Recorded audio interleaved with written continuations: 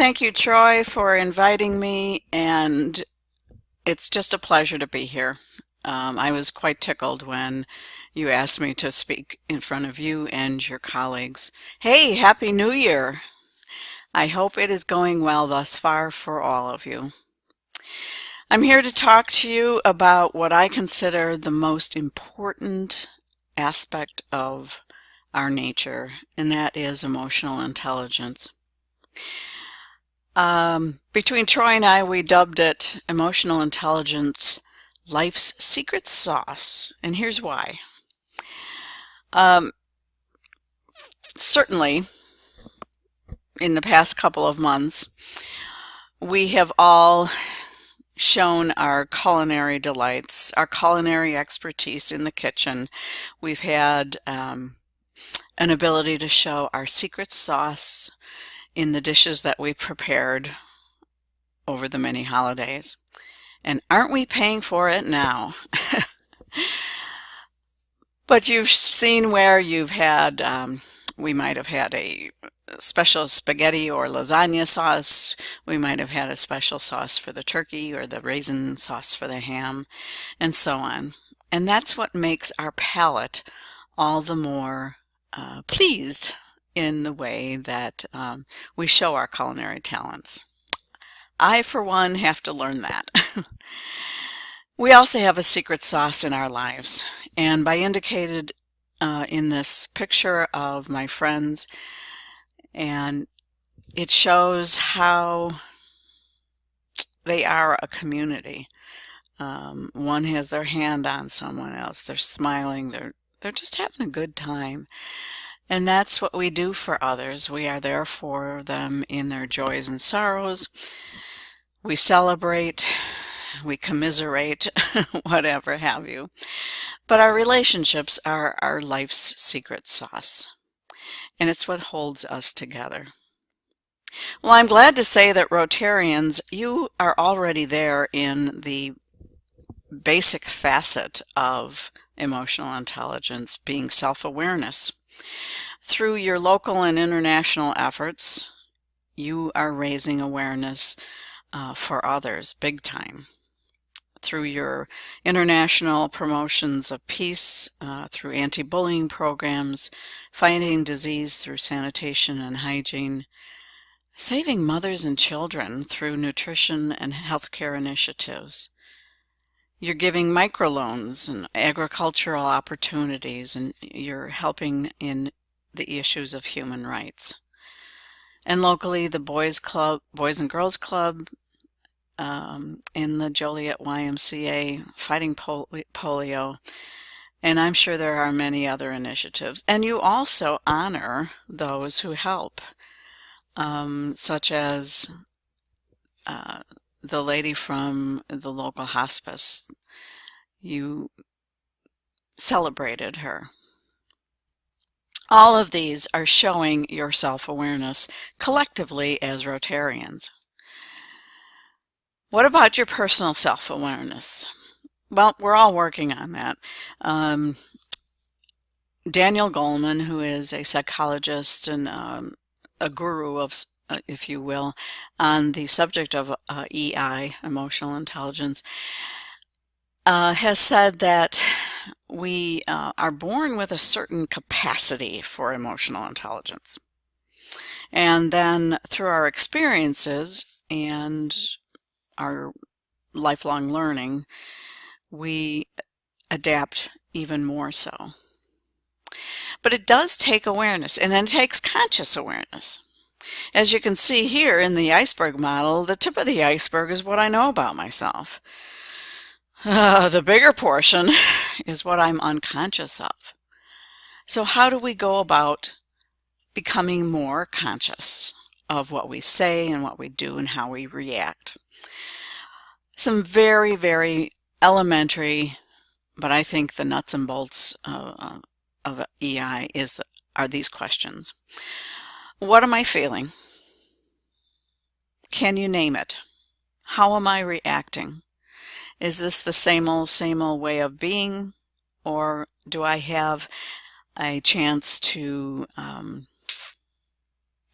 change it, to observe and change? Could it be something else? For example, if you state, and I suggest stating it either out loud or to yourself, I am so angry right now, or I am so frustrated right now.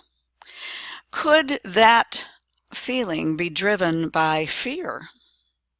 Oftentimes, anger and frustration is, driven by fear. Could it be driven by hurt? So we have primary emotions, we have secondary emotions, and those underlying emotions are what drive us to feel at times the way we do. It's that which we are unconscious of. What you might say to yourself is, she really hurt me. I am so angry at her. Or I am so frustrated, I fear that I won't get this project done. And there you have your answer. Regulation, self-regulation, collectively as a unit of Rotarians, is monitoring your emotional responses so that you can keep giving more to others. Think of a personal situation where an appropriate emotional response was necessary. Ask yourself, did I use a paced, measured way of answering, or did I just do a knee-jerk? Repeat back to the person something like this. In order to understand what you're saying, or if I hear you right, what I'm hearing is, or you're saying this. And that gives a measured way of feedback. And then the person says, oh no, that's not what I said at all, or yes, indeed. And I always give a couple of hints, and that is go to the right person at the right time, at the right place, with the right intensity. Right after you've had a disruption may not be the time to go back to that person. If you know that person, if you know yourself, it may be better to wait and let things, let the dust settle. Motivation. Motivation is our why.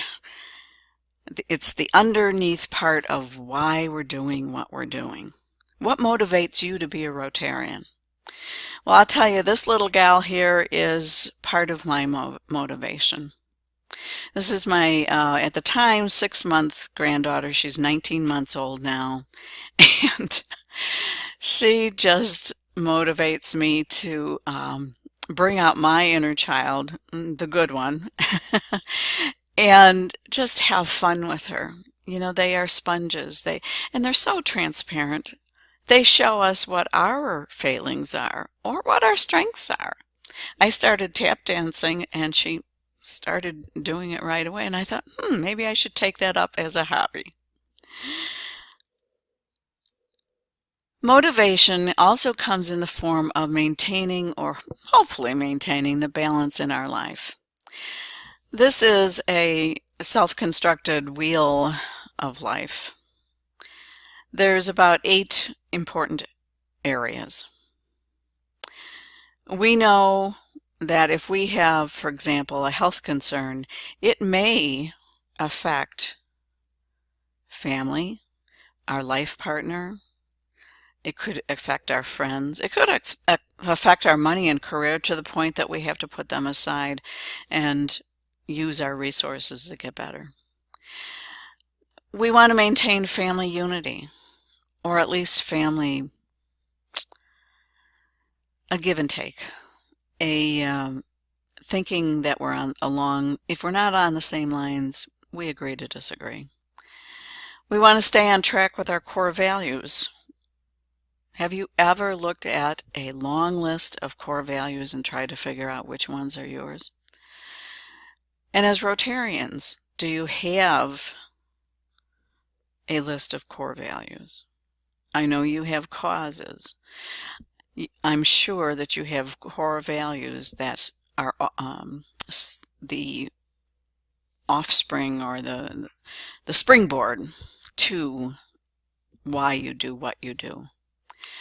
You expand your resources or add new ones as the money, time, and energy come into place. You're helping enhance your health while you're helping others. There's nothing better than, maybe besides singing and dancing, nothing better than helping others to feel better about yourself. What you do adds a positive note to your personal life in terms of your family, your money, and your career.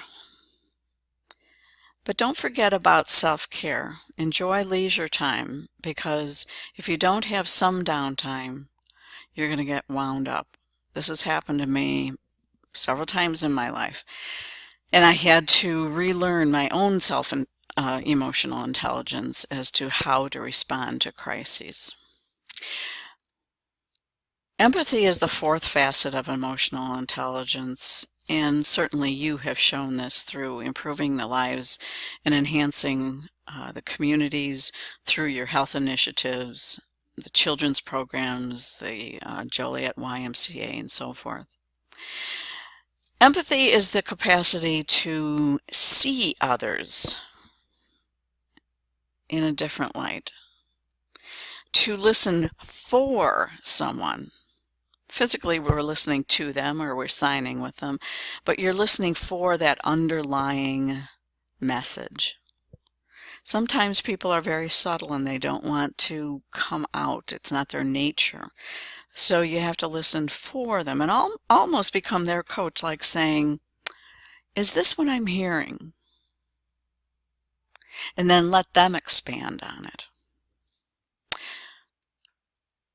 So the application of EI or EQ, emotional intelligence, emotional quotient, comes through self-awareness, self-regulation, self-motivation, empathy, to maintain our golden relationships. My relationship started with nephews and nieces. Here they are. And a local friend who drove his bicycle down our outside concrete steps to impress me, thus the missing teeth. But they grew from this to this, which are active, mature adults helping others while having fun, contributing as you do as a Rotarian. So how do you apply this thing called emotional intelligence? It sounds so lofty and so highbrow. You do it by looking at your self-perception. How do you regard yourself in any given situation? How do you express yourself emotionally? Are you assertive? How independent are you? In your interpersonal relationships, you want to show empathy and social responsibility. And the last two are so critical. Our decision-making is done through problem solving and then putting those solutions to the test in reality. And isn't that something we just roll the dice on? And also that old thing called impulse control, where we see something, we hear something, someone is saying or doing something to us, and do we use that knee-jerk reaction, or whereby the answer just comes flying out of our mouth, where it bypasses that rational brain and the amygdala hijacks it. It's called an amygdala hijack, our thoughts, where Dr. McCarthy would know a lot about that. Or do we practice, we can retrain our brain to practice how we respond to others. If you want to know how you are, ask your best friend. Perhaps you already know. Last, through stress management. How flexible are you? Are your relationships way out here where your boundaries are loosey-goosey? Or do you have your relationships where you have a measure of flexibility, where you can be flexible and then you have to come in and create a boundary? What is your tolerance to stress? How fast do you bounce back? What measures do you take? I have a meditation visualization. It's called sensory distinction meditation, and it uses all five senses to become aware of those senses, and therefore through the breathing it reduces the immediate stress that you're in. Optimism. Optimism is one of the key facets of emotional intelligence. Without it, you can't get very far. I have a tool for you. It's in a slightly different form. It's on your tables.